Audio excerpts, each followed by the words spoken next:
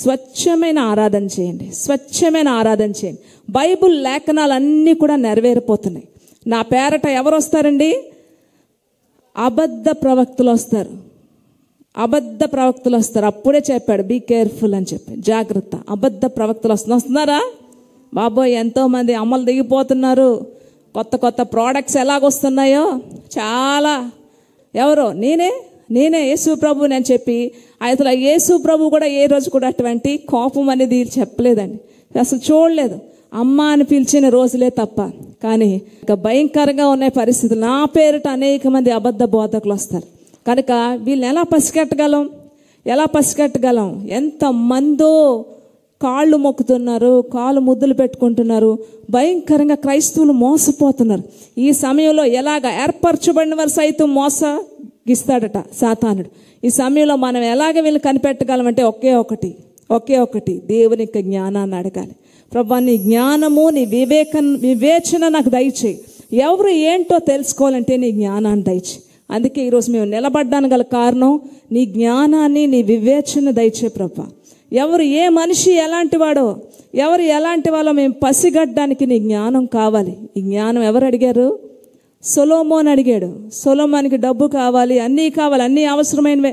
అవన్నీ పక్కన తోసేసి డబ్బున్న జ్ఞానం లేకపోతే చెప్పండి, కోట్ల రూపాయలు ఉన్నా సరే ఒక మనిషికి జ్ఞానం లేకపోతే, కోట్ల రూపాయలు ఉన్న ఒక మనిషికి దేవుని జ్ఞానం లేకపోతే ఏమవుతుంది? అందుకనే ఈ డబ్బు అంత అవసరం కాదు, ముందు నాకు జ్ఞానం కావాలి. ఏ మనిషి ఎలాంటి వాడో, ఈ రాజ్యంలో ఏ మనిషి ఎలాగ నన్ను అటాక్ చేస్తాడో, ఏ మనిషి నాతో ఉండే నన్ను ఎలా బుక్ చేస్తాడో, ఏ మనిషి ఎటువంటి ఆలోచన కలిగి ఉన్నాడో, ఏ మనిషి సంఘాన్ని పాడు చేయడానికి వస్తున్నాడో, ఏ మనిషి ఎలా ఉన్నాడో తెలుసుకోవాలి. నాకు నీ జ్ఞానాన్ని కావాలి. సొలొమోన్, ఏం కావాలి నీకు? ఏం కావాలి? దేవుడు టెస్ట్ చేస్తున్నాడు. బంగారం కావాలా? డబ్బు కావాలా? ఏం కావాలి? దేవుడికి తెలుసు అవన్నీ వేస్ట్ అని. నీకేం కావాలి? ఏం కావాలి నీకు? ధనము, ఆస్తి కావాలా? ఏం కావాలి పరిపాలించడానికి? నీ జ్ఞానాన్ని కావాలి ప్రభా. శబాష్, సూపర్ అయ్యా, మంచిగా అడిగావు. ఈరోజు మనుషులు చెడిపోవడానికి, ఎవరిని పడితే వాళ్ళని నమ్మడానికి, ఎవరిని పడితే వాళ్ళని ముంచేయడానికి, ఎవరిని పడితే వాళ్ళకు ఉచ్చులో పడిపోవడానికి ఈ జ్ఞానం లేక నువ్వు మంచిగా అడిగావు, జ్ఞానం కావాలి అడిగావు. దీంతో పాటు నువ్వు అడగకపోయినా నీకు అన్ని సమృద్ధిగా ఇస్తాను. కనుక అనేక మంది నా పేరుతో అబద్ధ బోధకులు వస్తారు. మోసపోకండి, మీరు జాగ్రత్తగా అలర్ట్గా ఉండండి. అంటే జ్ఞానం అడగాలి మనం. నీ జ్ఞానాన్ని ఇవ్వు ప్రభా, నీ జ్ఞానాన్ని ఇవ్వు ప్రభా అని అడగాలి. ఆరాధన చేసుకుందామా? ఈ జనరేషన్లో అందరు ఆరోగ్యాన్ని పోయేయండి. దేవునికి చేయాల్సిన మనం ఏమి చేయకుండా సాతాడే మనుషుల యొక్క ఆరోగ్యాలన్నీ పాడు చేసేస్తున్నారు. ఏ విధంగానైనా నువ్వు దేవుని స్తుతించకూడదు, ఏ విధంగా కూడా నువ్వు చేతులు ఎత్తకూడదు. నువ్వు సిగ్గుపడు, నువ్వు ప్రార్థన చేయకు, నువ్వు మౌనంగా ఉండు. జీవం కలిగిన దేవునికి నువ్వేమీ చేయకుండా నేను ఎంత అవాయిడ్ చేయాలో అన్నీ నేను చేస్తాను, ఎంత నేను దూరం పెట్టగలను అన్నీ నీకు అవకాశాలు ఇస్తాను. చాలామంది చేతులు ఎత్తలేరండి, చాలామంది దేవుని స్తుతించలేరు. తమిళనాడులోట ఒక గొప్ప దైవ సేవకుడు, ఆత్మీయ తండ్రిగా మంచి పేరు పొందాడు. అద్భుతమైన పాటలు రాసే ఆత్మీయమైన మంచి తండ్రి, గొప్ప దైవ సేవకుడు. ఆ దైవ సేవకుని ఆ యొక్క మరణాంధకారంలో విజయము అని చెప్పే తన అనుభవాలు ఒక బుక్లో రాస్తూ ఆయన చెప్పాడు. మరణాంధకారంలో విజయము అనే ఒక అనుభవం ఆయన రాశారు. యేసు ప్రభు ఒకసారి చెప్పారట, నా కుమారుడా, 3 గంటలు నువ్వు చేతులెత్తి నన్ను స్తుతించగలవా? 3 గంటలు నువ్వు నీ చేతులెత్తి నన్ను స్తుతించు, నేను నిన్ను గొప్పగా ఆశీర్వదించబోతున్నానని చెప్పారట. వెంటనే ఈయన అన్నాడట, ప్రభా, నేను టీచర్గా పనిచేసేటప్పుడు పిల్లలు తప్పు చేస్తే చేతులు ఎత్తమని చెప్పి నేను వాళ్ళకి శిక్షించేవాడిని. దానికి శిక్షగా ఈరోజు నన్ను చేతులు ఎత్తమంటున్నావా అని చెప్పి అడిగాడంట. నా కుమారుడా, సర్వలోకాన్ని రక్షించడానికి నేను 6 గంటలు సిలువలో చేతులు ఎత్తాను. నేను నా 2 చేతులు కూడా సర్వలోక మానవాళి యొక్క పాపాల కోసం 6 గంటలు చేతులు చాపానయ్యా. నిన్ను 3 గంటలే నేను స్తుతించమన్నాను అనగానే ఏడుస్తూ ఒక మంచి రోజు పెట్టుకున్నాడండి.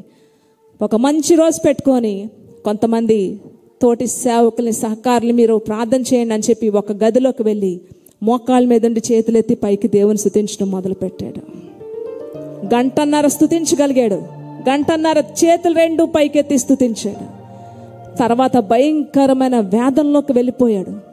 ఇంకా చెప్తున్నాడు, ప్రభా నేను ఇంకా నా వల్ల కావట్లేదు, నేను స్తుతించలేకపోతున్నాను ప్రభా, నా చేతులు సహకరించట్లేదయ్యా అని ఏడుస్తున్నాడండి.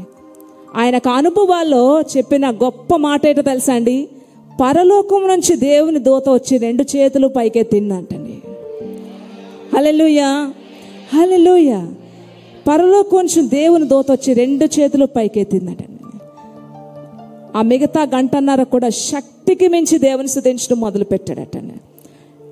ఆ రోజు నుంచి కూడా గంటల తరబడి చేతులెత్తి ఈజీగా దేవుని స్తుతిస్తాడట. కృపావరాలతో నింపి దేవుడు గొప్ప ఆశీర్వాదాలతో ఆ బిడ్డను నింపాడు. మరణాంధకారంలో విజయం, మరణాంధకారంలో విజయం. చేతులెత్తి దేవుని స్తుతిద్దామా? ఎంత కష్టం కదా, ఎంత కష్టం. వేషధారులుగా కాకుండా నిజమైన వారిగా నిజముగా చేతులెత్తండి. చేతులెత్తకపోతే బాగోదేమో. ఇప్పుడు చెప్పారు కదా, అలాగొద్దండి, అలాగొద్దండి. మీకు కష్టమైతే దించేయండి. చూడండి, 3 గంటలు 6 గంటలు యేసు ప్రభు మన కోసం చేతులు చాపారు. చేతుల్లో బలం ఉండట్లేదు, నిజమే, కాళ్ళల్లో బలం ఉండట్లేదు. కానీ మనం ఏం చేయాలి? నీ శక్తిని నాకు దయచేయని అడగాలి. ప్రతి దానికి కూడా అవకాశాన్ని ఉంది. ఒక అవకాశం దేవుడు మనకి ఇచ్చాడు. ఆయన అడగాలి, నీ జ్ఞానం దయచేయి, నా చేతులకి నీ శక్తినివ్వు తండ్రి, నాయన నా పెదాలకి నీ శక్తినివ్వు తండ్రి, నిన్ను స్తుతించడాన్ని కృపను దయచేయ ప్రభా, నిన్ను స్తుతించడాన్ని కృపను దయచేయి. ప్రతి దాంట్లో కూడా ఆయన స్తుతించాలి. నోరు విప్పి దేవుని స్తుతిద్దామా? స్తోత్రం, స్తోత్రం, స్తోత్రం, స్తోత్రం. నేను చేతులెత్తుతా సాయంకాలపు నైవేద్యంలాగా ఉంది. యేసు ప్రభు దేవుడు అడుగుతున్నాడు, 3 గంటలు దేవుని స్తుతించగలవా? పావు గంట, 10 నిమిషాలు నోరు నాన్ స్టాప్గా. రోజంతా వ్యర్థమైన వేస్ట్ మాటలు ఎన్నో మాట్లాడతాం. కానీ ఒక్క ఆదివారం పావు గంట ఈ నోరు దేవుని స్తుతించలేకపోతుందంటే ఎక్కడికి వెళ్ళిపోతాం మనం? పావు గంట దేవుని కొరకు ఈ నోటిని పరిశుద్ధపరచండి, ఈ చేతులను పరిశుద్ధపరచండి. ప్రభా నీ శక్తి నాకు కావాలి. దేవుని దూత మనం ఆశపడితే ఆయన పరలోకం నుండి ఆయన దూతలను పంపించేట్టు శక్తిని మనకు కూడా దేవుడు అనుగ్రహిస్తాడు. కనుక నమ్మి దేవుని స్తుతించాలా. ఒత్తిత్తి ఆరాధనలు, ఒత్తిత్తి ప్రార్థన. వేషధారుల వలె ఉండద్దు. వేషధారణ అస్సలు ఇష్టపడ్డ దేవుడు. స్వచ్ఛమైన ఆరాధన, స్వచ్ఛమైన ఆరాధన. స్క్వైర్ కూడా వస్తారు. సియోను పాటలు సంతోషంగా పాడుచు సియోనుకు వెళ్దాం. క్వైర్ కూడా నాతో పాటు కూడా ఎక్కివిస్తారు. దేవుని స్తుతిద్దాం, ఘనముగా దేవుని ఆరాధన చేద్దాం.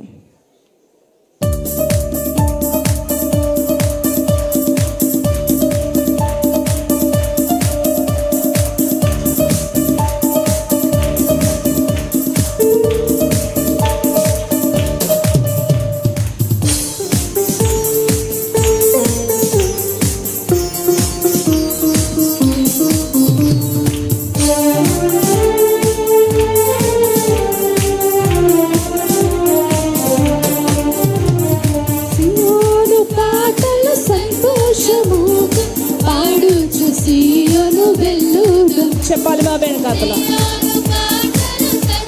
బిగ్గరగా, నోరు బిగ్గరగా. సియోను పాటలు సంతోషముగా పాడుచు సియోను వెళ్ళుదము. సియోను పాటలు సంతోషముగా పాడుచు సియోను వెళ్ళుదము. లోకాన శాశ్వత ఆనందం ఏది లేదని ప్రియుడైన యేసు ప్రభువే చెప్పారు. లోకంలో శాశ్వతమైన సంతోషం లేదు, ఆనందం లేదు అని యేసు ప్రభువే చెప్పారు. ఈ లోకంలో ఈ ఆనందం పొందాలని మీరు ఎంతో ఆశపడతారు, కానీ ఈ లోకంలో శాశ్వతమైన ఆనందం లేదు.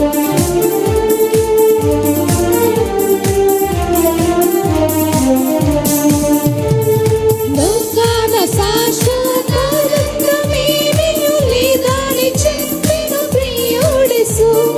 లోకాన శాశ్వత ఆనందమేమియు లేదని చెప్పిన ప్రియుడేసు. పొందవలే లోకమునందు కొంతకాలమెన్నో శ్రమలు. పొందవలే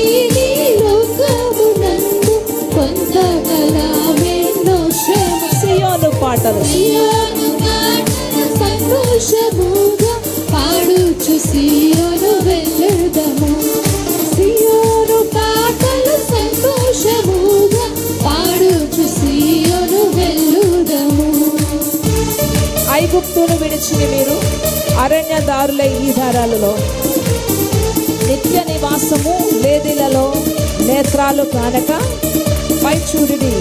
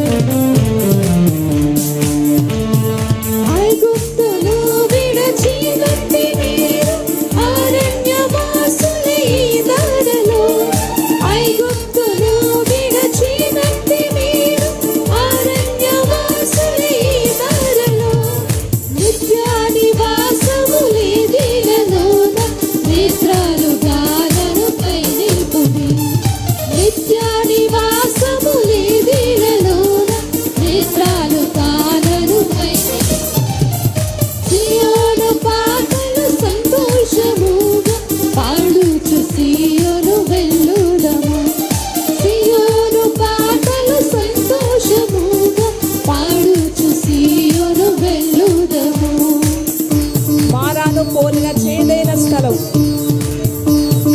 ద్వారా పోవలసి ఉన్నాడు. ఈ రక్షకుడు యేసే నడుపును నీ పక్షమందు.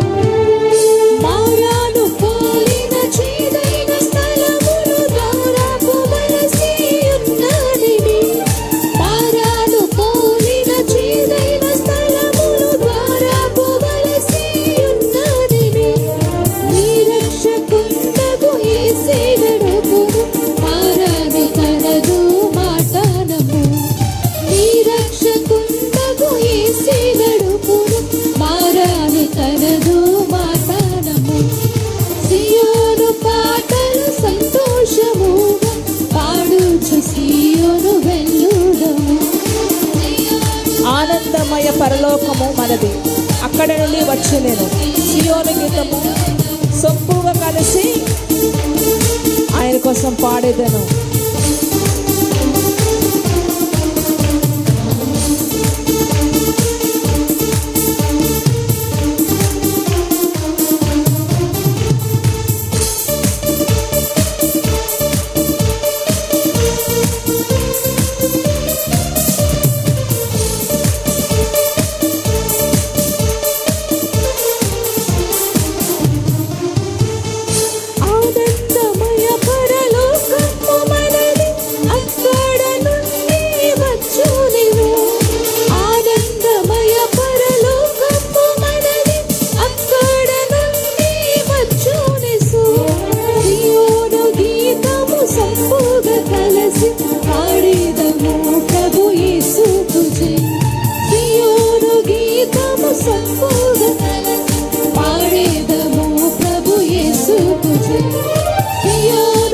చేద్దామండి.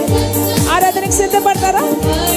ఆఖరిలో ఉన్న చర్చ్ లో ఉన్న స్వేచ్ఛగా వేషధారుల వలె కాకుండా నిర్మలమైన మనస్సుతో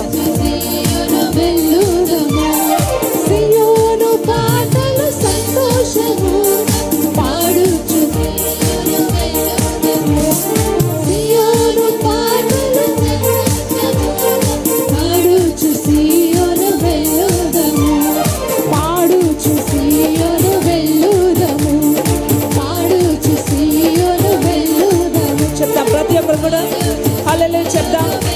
రారాజుకి హల్లెలూయా చెప్దాం. ఘనముగా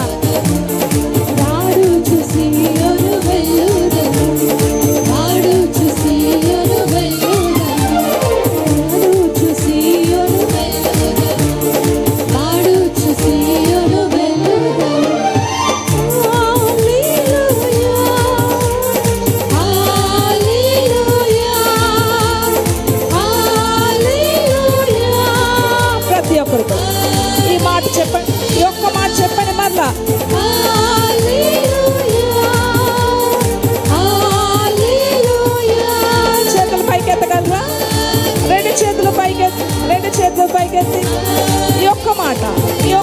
చెప్పాలి. ఆత్మతో ఆత్మపూర్ణమే నిండైన మనసు నిజముగా వేషధారితో కాకుండా నిజముగా హల్లెలూయా.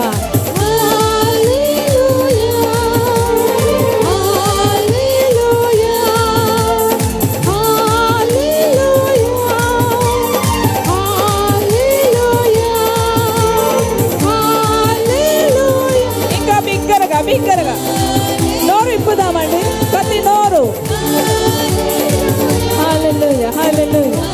పరలోకమందున మా తండ్రి, ఇక్కడ ఎవరైతే నిజముగానైనా ఆత్మపూర్ణులై నిజముగా ఆత్మతో ఆరాధన చేస్తున్నారో, ఎవరు వేషధారులో, ఎవరు గొర్రెలో, ఎవరు మేకలో నీకు తెలుసు. ఎవరైతే పశ్చాత్తాపంతో ఆరాధన చేస్తున్నారో, ఎవరైతే పాపపు ఒప్పుకోలతో ఆరాధన చేస్తున్నారు, నేను పాపిని అని గ్రహించి ఎవరైతే ఆరాధన చేస్తున్నారు నాయన, ఇప్పుడే వారి చేతుల్ని మీరు బలపరచండి, వారి చేతుల్ని బలపరచండి. ఆయన తడి నడి నుంచి అరికాల వరకు మీ బలాన్ని దయచేయండి ప్రభా, మీ శక్తితో నింపండి నాయన. ఎవరైతే నీ బిడ్డలో, ఎవరు నీ బిడ్డలో, ఇక్కడ ఎవరైతే నీ బిడ్డలు ఉన్నారో, నీ వారు ఎవరున్నారో, నీ వారు కాని వారు ఎవరో నీకు తెలుసు, నీ బిడ్డలు ఎవరో నీకు తెలుసు. వాళ్ళని ఇప్పుడే బలపరచండి ప్రభా, ఇప్పుడే బలపరచండి తండ్రి. నేను వారి చేతుల్ని బలపరచండి, వారి చేతుల్ని ఆశీర్వదించండి.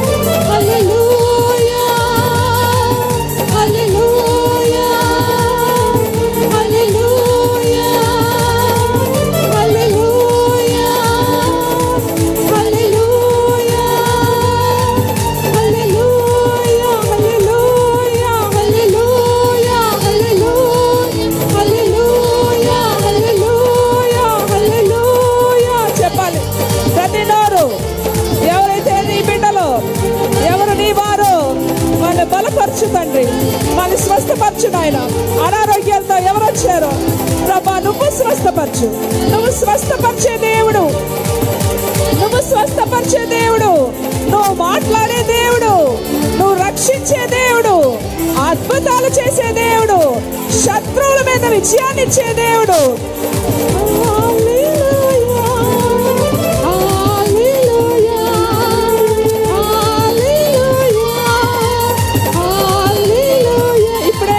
ఇప్పుడే ఎవరు నీ బిడ్డలో, ఎవరు నీ వారు, ఎవరైతే విరిగి నలిగిన మనస్సుతో నేను పాపిని నన్ను క్షమించు అని ఎవరైతే నిండైన మనస్సుతో ఆరాధన చేస్తున్నారు, ఇప్పుడే నీ శక్తితో నింపునే వాళ్ళకి నిజముగా రక్షణ దయచే, నీ బిడ్డలుగా చేర్చుకో.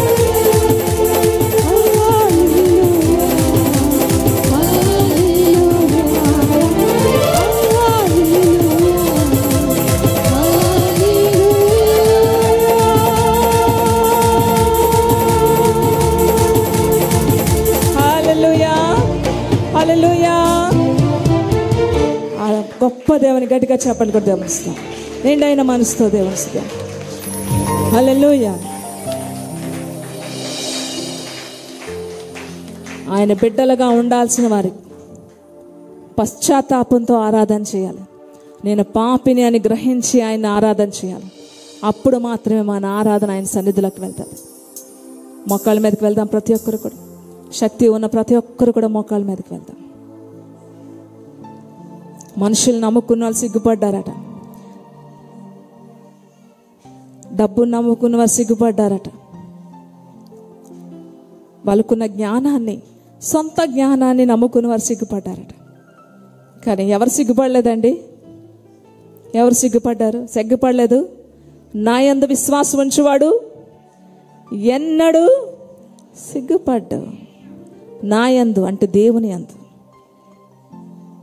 ఎంత మంచి మాట కదా. నా యందు విశ్వాసం ఉంచువాడు ఎన్నడూ సిగ్గుపడ్డు. ఆయన యందు విశ్వాసం ఉంచువాడు సిగ్గుపడే లిస్టే లేదండి. అయితే శ్రమలు వచ్చాయి, భయంకరమైన శ్రమలు. అవమానంగానే ఉంటుంది. మనం చేయనివి మన మీదకి వస్తే మనకు అవమానంగా ఉండదా? ఉంటుంది కదా. మనం చేయనివి మన మీదకి వస్తే అవమానంగా ఉంటుంది. బైబిల్ గ్రంథంలో అనేక మంది అవమానం పొందినట్టే ఉన్నారు. కానీ వాళ్ళకి విజయం వచ్చినప్పుడు ఎంత గొప్పగా ఉంటుంది కదా. కానీ ముందు పడే చాలా బాధ, ముందు పడినవన్నీ కూడా చాలా కష్టంగా ఉంటాయి. యోబు జీవితంలో చూస్తే ఎన్ని అవమానాలు. అన్నీ తెలిసిన వారే అన్నారండి యోబుని, అన్నీ తెలిసిన వారే. యోబు నీతిమంతుడని తెలుసు, మంచివాడని తెలుసు, ఆయన ఎవరికి ఎటువంటి ద్రోహం చేయలేదని తెలుసు, ఆయన వల్ల ఎవరూ కూడా బాధపడలేదని తెలుసు. కానీ ఎప్పుడైతే యోబు మీదకి ఒక భయంకరమైన శ్రమ వచ్చిందో, ఇన్ని తెలిసిన వారు కూడా మాట్లాడారు, కళ్ళతో చూసిన వారు కూడా మాట్లాడారు, నువ్వేదో తప్పు చేసావు అందుకే నీకు ఇలాగయ్యింది, నువ్వు దేవుని దూషించావు అందుకే నీకు ఇలాగయ్యింది, లేకపోతే ఒక్క రోజులో అన్నీ పోవడం ఏంటి నీకు, నువ్వు మంచోడు అనుకుందాం కానీ నీకే ఎందుకు ఇన్నోటి వచ్చాయి, నీ బిల్డింగ్ కూలిపోయింది, పిల్లలు చచ్చిపోయారు, నీ యొక్క ఆస్తులన్నీ పోయాయి, ఆఖరికి నీ యొక్క ఒంటి నిండా అనారోగ్యాలే. ఏం తప్పు చేయకపోతే నీకు ఇలాంటివి వస్తాయి, చూడు మేము ఎంత బాగున్నాం మాకు రావచ్చు కదా. ఫ్రెండ్స్ అంటున్నారు యోబుని, నీతో పాటు మేము కూడా ఉన్నాం కదా. ఎలిఫీజ్, జాఫర్, అలాగే ఇంకొంతమంది ఉంటారు ఫ్రెండ్స్ అక్కడ, యోబు ఫ్రెండ్స్. అలా అంటున్నారు, నీతో పాటు కూడా మేము కూడా ఉన్నాం కదా, ఏం మాకెందుకు రాలేదు, మా పిల్లలు బాగున్నారు, మా ఇల్లు బాగున్నాయి, మా ఆస్తులన్నీ సేఫ్గా ఉన్నాయి, మా డబ్బంతా సేఫ్గా ఉంది, మేము ఆరోగ్యంగా ఉన్నాం, మాకు రావచ్చు కదా, నీతో పాటు ఉన్నాం మాకు రావచ్చు కదా, నీకెందుకు వచ్చింది, నువ్వు మళ్ళీ పైగా నీతిమంతుడు అని చెప్పుకుంటావు, నువ్వు భక్తిపరుడు అని చెప్తావు, నీకేదో ఒక మంచి పేరుంది ఊజు దేశంలో, నీకెందుకు వచ్చాయి, ఏదో చేసావు నువ్వు కదండి. అరే బాబు నేనేం చేశాను, నాలో ఒక్క తప్పు చూపించండి, పోనీ నా పిల్లలు, నా కడుపుని పుట్టిన పిల్లలు మనస్సులో తప్పు చేస్తారేమో అని చెప్పి నేను దేవునికి బలి ఇచ్చేవాడిని. అంటే ఈరోజు ఎవరైనా అలా చేస్తున్నారండి? మీ పిల్లలు మనస్సులో దేవుని దూషిస్తున్నారేమో, ఏమైనా తప్పుడు ఆలోచనలు కలిగి ఉన్నారేమో అని ఎప్పుడైనా మీరు ఉపవాసం ఉంటున్నారా ఎవరైనా? అంటే బలి ఇవ్వడం అంటే ఈ రోజుల్లో కోళ్ళు మేకలు తీసుకెళ్ళి బలి ఇవ్వడం కదా, ఆ రోజులో బలి అంటే అదే. వాళ్ళకి పిల్లలు, యోబు యొక్క పిల్లలు మనస్సులో ఏమైనా దేవుని దూషిస్తున్నారేమో అని చూడండి ఎంతగా దేవుని విషయాల్లో జాగ్రత్త పడ్డాడో. ఫ్యామిలీ విషయంలో చూడండి, బలిచ్చేవాడట, బలి అర్పించేవాడట. ఎందుకంటే మనిషి యొక్క మనసు తెలుసుకోలేం కదా, ఆ పిల్లల మనసులో ఎలాగున్నాయో తెలుసుకోలేం కదా, వెళ్ళి బలి ఇచ్చేవాడిని. కనీసం నా నోటి ద్వారా కూడా ఈరోజు ఏ తప్పు చేసి నేను లేను. మీరేంటి నన్ను అంటారు? లేదు లేదు లేదు, నువ్వేం చేయకపోతే నీకు ఎలా జరుగుతుంది చెప్పు. యోబు విషయంలో నోరెత్తిన మీ అందరికీ కూడా, ఫ్రెండ్స్ అందరికీ దేవుడు వార్నింగ్ ఇస్తున్నాడు. యోబు పలికినట్టు మీరు ఎవరైనా పలికారా? నేను ఆ వ్యక్తిని హెచ్చించడానికి, ఆశీర్వదించడానికి నేను పరీక్ష పెట్టాను. ఆ పరీక్షలో యోబు గెలిచాడు. మీరు నానా మాటలు మాట్లాడతారా? ఇప్పుడు యోబు కానీ మీ విషయంలో కానీ బలి అర్పించకపోతే మీకు రౌండ్ అవుతుంది. చాలా బాగుంటుందండి, చాలా బాగుంటుంది. అక్కడ పరుగులెత్తారు వెళ్ళి, ఎక్కడికి? ఇప్పుడు వరకు అన్నారు కదా ఈ స్నేహితులు అందరూ ఏమంటున్నారు? పరుగులెత్తి అయ్యా మమ్మల్ని క్షమించు, నోటుకొచ్చిన మాటలు మాట్లాడడం తెలుసో తెలియకు, నువ్వు ఇప్పుడు కానీ నువ్వు మా నిమిత్తం దేవుణ్ణి క్షమాపణ కోరకపోతే ఇప్పుడు మాకుంది. తన స్నేహితుల విషయమై దేవునికి మొరపెట్టినప్పుడు యోబును దేవుడు దీవించాడండి, యోబును దీవించాడు. ఈ గొప్ప శ్రమలో రాబోయే గొప్ప దీవెన్ని మనము చూడాలి. హల్లెలూయా. మనుషులు నమ్ముకొని మభ్యపోయారు, ధనాన్ని నమ్ముకొని పోయారు, కానీ యెహోవాను ఆశ్రయించేవారు నిరంతరము నిలుస్తారండి. కనుక నీతిమంతులు ఎవరో, అబద్ధికులు ఎవరో పసిగట్టగలిగే జ్ఞాన వివేకాన్ని దేవుని అడగాలి.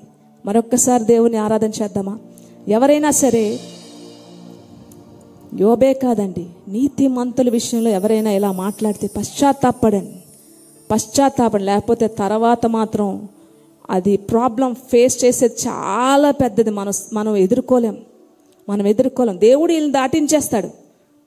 నీతిమంతులను ఆయన చక్కగా దాటించేస్తాడు. కానీ వీళ్ళ మీద మాట్లాడిన వాళ్ళు మాత్రం అది తప్పించుకోలేరు. కనుక జ్ఞాపకం చేసుకొని పశ్చాత్తాపంతో పాపినైన నన్ను క్షమించు అని అడిగి మరొక్కసారి ఆయన ఆరాధన చేద్దామా?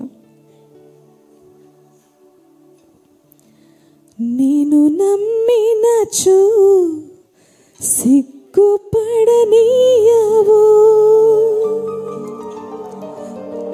నన్ను నెమ్మదితో నీవు ఉంచెదవు. ఆయన నమ్ముకుంటే సిగ్గుపడరు. కనుక ఏ మనిషి ఎలాంటి వాడు? ఈరోజు అన్నం పెట్టిన చెయ్యిని నరికే దుర్మార్గులు ఎంతోమంది ఉన్నారు. అందులో నేను ఉండకుండా కష్టమైన నీతి వైపు నిల్చోడానికి కృపను దయచేయి అని అడగాలి.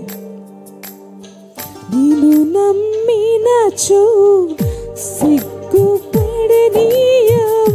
చేతులు పైకెత్తి, తండ్రి నన్ను నెమ్మదితో నీవు ఉంచెదవు. ఆపత్కాలమున నమ్ముకొనదగిన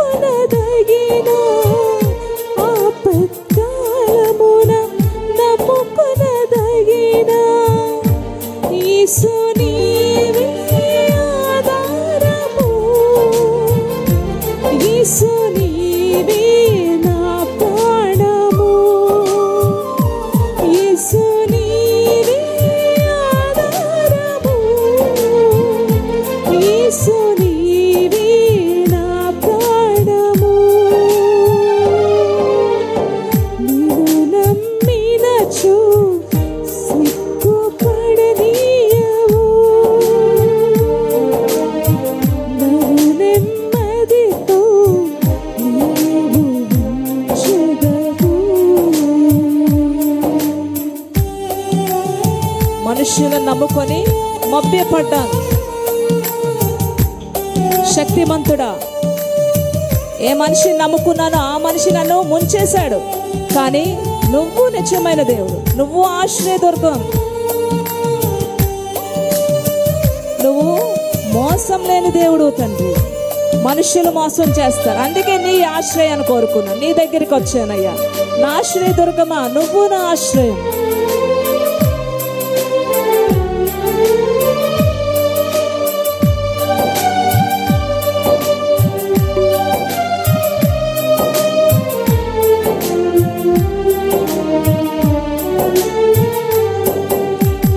మనుషులను నమ్ముకొని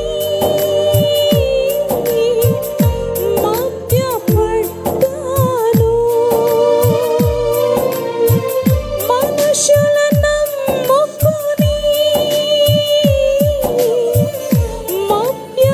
మభ్యపడ్డాను. శక్తిమంతుడా, నా ఆశ్రయం నీవని చెంతకు చేరాను. శక్తిమంతుడా, నా ఆశ్రయం నీవని చెంతకు చేరాను. యేసు నీవే. ఆయన వైపు చేతులు ఎత్తడానికి అస్సలు సిగ్గుపడకండి. ఎన్నోసార్లు నువ్వు మనుషుల దగ్గర చేతులు చాపుంటావు. 10 రూపాయలు ఇవ్వు, 100 రూపాయలు ఇవ్వు, 10,000 ఇవ్వని. ఆయన దగ్గర చేతులు చాపడానికి ఎందుకు సిగ్గుపడతారు? యేసు నీవే నా ప్రాణము, నిన్ను నమ్మినచు సిగ్గుపడనీయవు, నన్ను నెమ్మదితో నీవు ఉంచెదవు.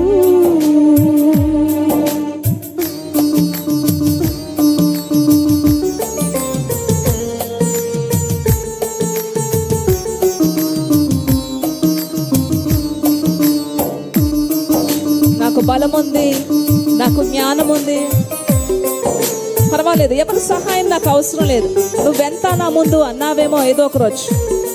అన్నారా? నువ్వెంత నా ముందు, నా జ్ఞానంతో చూడు నేను ఎలా సాధిస్తున్నాను, చూడు నాకు ఎంత బాగుందో ఆరోగ్యం, నా డబ్బు చూడు, నువ్వెంత నా ముందు.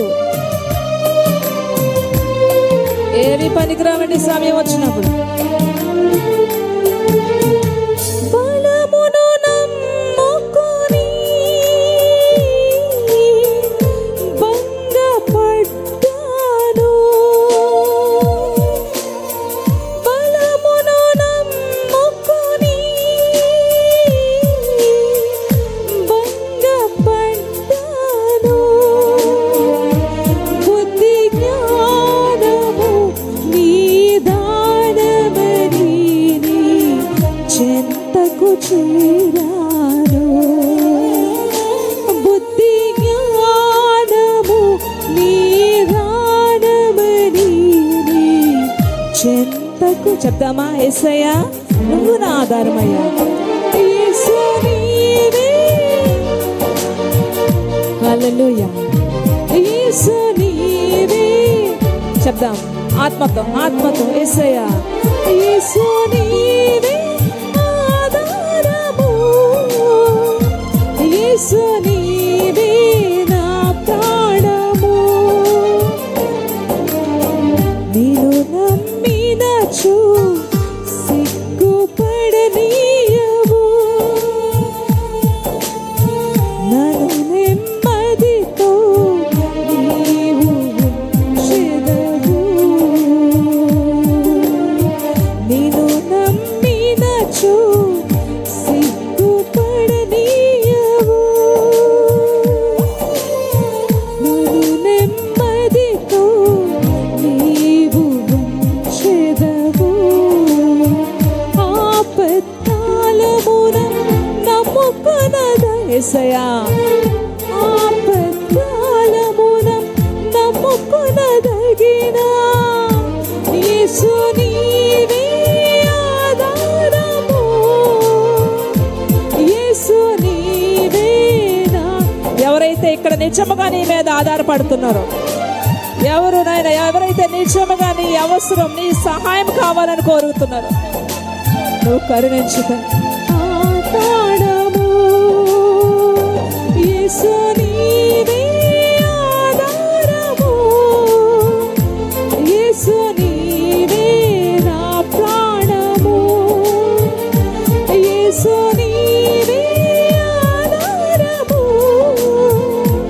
యేసు నీవే నా ప్రాణము. దేవుని గట్టిగా చెప్పండి, కూడా గమనిస్తాం. హల్లెలూయా. ఏదో తప్పు చేసావు, ఏదో తప్పు చేసావు, అందుకే నీకు ఇదిలా జరిగింది, అందుకే నీలా జరిగింది. రెండింతల దీవెన పొందుకున్నాడండి యోబు, రెండింతల ఆశీర్వాదం. శ్రమ పరీక్ష నిరీక్షణను కలుగు చేస్తాను. అందుకని శ్రమలే అందట అతిశయించాలట. కష్టంగా ఉంటుంది, ఈ యొక్క సుడిగుండం దాటడం చాలా కష్టంగా ఉంటుంది.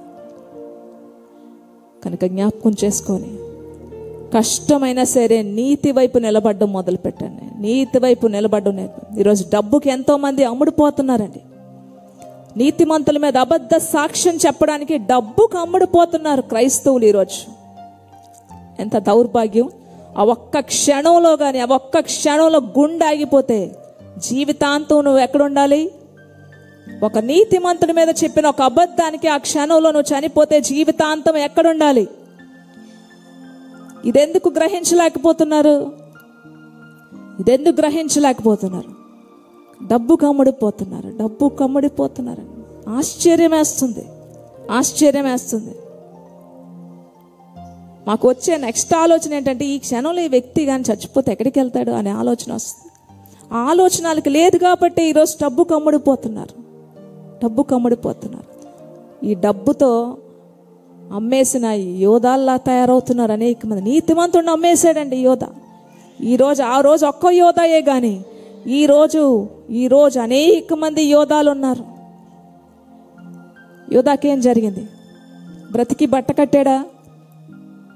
కుమిలిపోయి ఎంత తప్పు చేశాను నేను. నీతిమంతుడిని ఆఫ్టర్ ఆల్ 30 వెండి నాణాలు డబ్బు కోసం ఒక నీతిమంతుడిని అమ్మాను నేను. సహించలేక వేదనతో ఏం చేశాడు? బ్రతికి బట్టగట్టాడా? ఊరేసుకొని చచ్చిపోయాడు. కనుక పశ్చాత్తాపంతో కష్టమైన ఆఖరికి మరణమైన సరే నీతిమంతుల వైపు నిల్చోడు నేర్చుకోవాలి. దేవుడు మీతో మాట్లాడితే ఒక్కరు ప్రార్థన చేయండి. దేవుని స్తుతిస్తాం.